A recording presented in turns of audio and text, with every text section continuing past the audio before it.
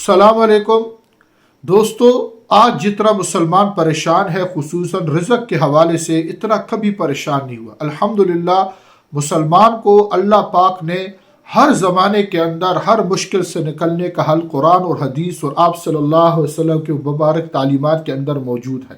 جتنے بھی حالات سخت ہو، جتنے بھی پریشانیوں نے ڈیرے جمائے ہوں، اگر ان مشکل وقت ہم ان حالات کے اندر ان اعمال کا اہتمام کریں، انشاءاللہ ہماری پریشانیاں اللہ کے فضل سے ختم ہوگی۔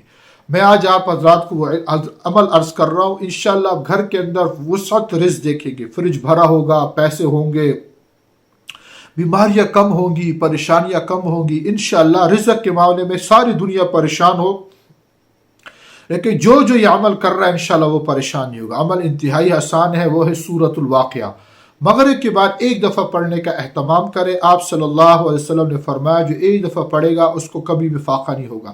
ہمیں آپ صلی اللہ علیہ وسلم کی بات پر پورا اعتماد اور پورا یقین ہونا چاہیے۔ مغرب کے بعد اس کو پڑھنا شروع کر دیں، اور اچھی اعمال کے لیے، وظائف کے لیے، اس کو حاصل کرنے کے لیے میرے چینل کو لائک کریں، سبسکرائب کریں اور تک بھی پہنچائیں۔ السلام علیکم۔